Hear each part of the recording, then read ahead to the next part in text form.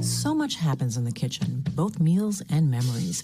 My new podcast serves up stories from the heart of the home with some very special guests. Food is love, and your mama's kitchen is at the core of it all. The kitchen has been the holy place, the boxing ring. In that kitchen, I remember falling in love. Join me, Michelle Norris, as we talk each week about what shaped us on Your Mama's Kitchen. Come on. Wow, I love it. That's the new trailer. That's awesome. For the new Audible original podcast entitled Your Mama's Kitchen, Conversations from the Heart of the Home. Award-winning journalist Michelle Norris is the host and executive producer of the show every week. Michelle and her guests dive deep into how culinary moments influence their lives both personally and professionally. I'm already thinking of my mother's kitchen. Well, what a mess. That was a mess. I think this is a different mother's kitchen. We're talking dead deer mixed with art tools, mixed with, chainsaws. I was going to say you probably don't want. All right, and Michelle Norris joins us now. So, Michelle, we're not going to talk about Mika's. Oh, my God. I'm intrigued. It was crazy. We're not going to talk about my mom's kitchen either, because she was, she's worked and it was like, basic stuff. But my grandma's kitchen in Dalton, Georgia, was extraordinary, and it was just, it's an old house, and we all sat around there, and it was fried chicken, and she'd have fried apple pies and this much grease and take it out, and there was collard grease.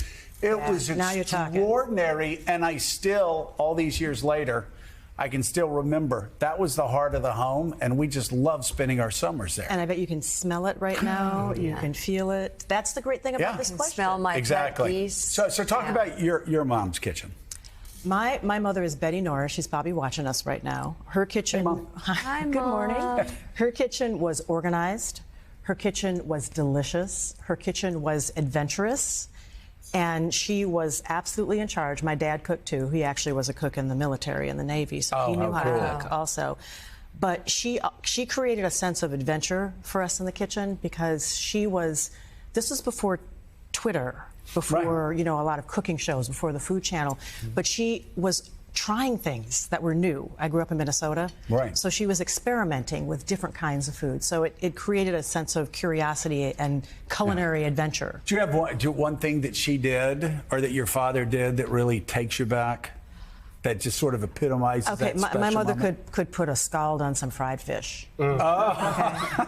Okay. I grew up in the Midwest. Yeah. I grew up Catholic in the Midwest, so fried fish every Friday. Yeah, of course. With some collard greens. And some cornbread. And What about your dad? My dad. Now, everybody who was in the military probably had a father in the military probably remembered the chipped beef on, you know what I'm talking about? You're nodding your head before I even finish. Chipped beef on toast. That was something that he did. But he also made a mean smothered chicken, which is fried chicken that then is smothered with gravy. Oh, come on. God, you can't do that to me right now. I'm really hungry you can't now. do that to me. So you interview all sorts of people about their mother's kitchens, and what have been some of the more exciting conversations or revealing conversations? Well, the thing is, you learn, you're shaped so much by what happens in that room, because a lot more than just food happens in a kitchen, right? It's where you have your loudest arguments. It's where you have your loudest laughter. It's where bills pile up on the table. It's where you develop a real sense of identity. And so it's a way to learn something about people that you wouldn't know otherwise. Like, how did they develop something? And I knew this because the genesis for the idea came from when I hosted a show at NPR called All Things Considered. This would be one of the questions I'd ask in the mic check. And you'd ask someone in finance, for instance, tell me about your mama's kitchen, and they'd say, that's where I learned how to grow money. Because my mother had to feed this many kids, and she only had this much money, and I watched her grow money. So you learn a little bit about how people develop their personality. They're a middle kid, and they have that middle kid personality for the rest of their life. The rest of their life. But as someone who's covered politics a long time, we always talk about kitchen table issues.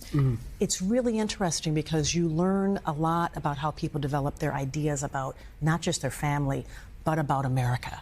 Talked to someone this week in an upcoming episode, grew up in a small town, factory town where the factories were closing one by one by one by one. Watched his father in particular drift into a space where he found balm in politicians who were talking about people who were left behind by America. Right. But then over time watched his dad and realized, wait a minute, the people who are delivering that message, they don't have dirt under their fingernails. Right. They're not working guys. They don't wear hoodies when they're out in the world. They're more like the boss's son than the people who, and I thought, okay, that is the boss's son. You know, that's a conversation about the kitchen, but that explains so much about politics also and the way that people learn. People who come to America from distant lands and try to figure out, how do I become American? Or who gets to be American? And, you know, watching their parents sort of navigate that and figure it out. So there are conversations, about fried pies and breakfast cereal and apple pie and things like that, but it's much deeper. But there's so much more, and you're right. I think about the kitchen. I think about when we would have supper. We called it supper, and we ate supper at 5 o'clock. Family around the table, we'd talk news, and that was, again, where we saw the world. But you said something, too, that I thought was so fascinating. It's not just like kumbaya time. You said that's also where they had their loudest arguments. My friends would call us the loud family. Oh. Because like there was nothing mindful about my family. Parents. Yeah. My mom and dad would be in the kitchen and they would just yell at the top of the, and then like 2 seconds. Mary Jo! God, Mary Jo! I need my sandwich! And then it'd be like, they're right here. Give me the fudge. I want to make the fudge for the kids. Okay. And it was almost like a safe zone. Kind of like the bear, except safe. But do you remember how did your mom ever tell you, take it out of the kitchen? Yeah. Take it out of the kitchen. And it almost feels like they knew that if you were in the kitchen, that's where you gave yourself permission to be loud.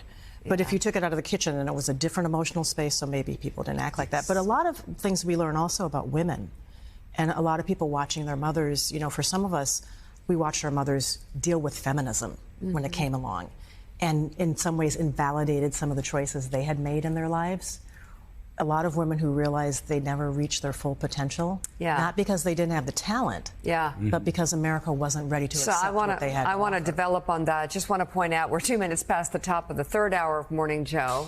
We're talking to Michelle Norris about her new podcast, which, by the way, is in collaboration between Audible and Higher Ground, a media company founded by Barack and Michelle Obama.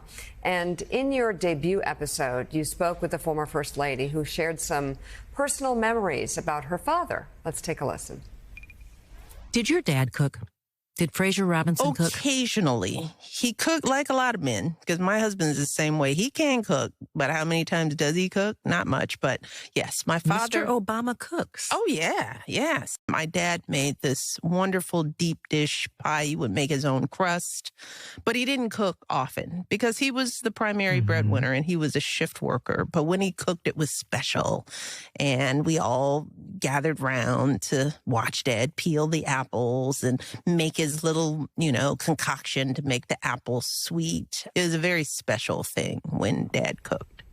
Right. And Michelle Obama sharing that it was unusual when he cooked. Back to your initial point, because I'm going to reveal a family secret. Even though my mother was quite ahead of her time, and my father supported that in terms of both of their careers, her sculpting career, he could not make a cup of coffee. He could not work the microwave. He called it the micro.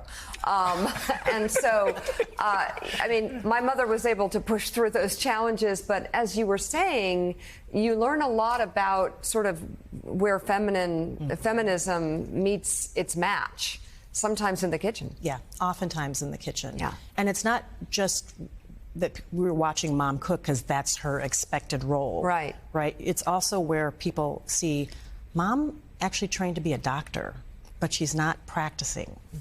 You know, Mom has this ability to do more than maybe she was allowed to do, and figuring that out. And also, feminism comes along at a time where for some it was a moment of opportunity. For others, it was the train left them behind. And so, you know, the kitchen was a place that for some people also felt like drudgery.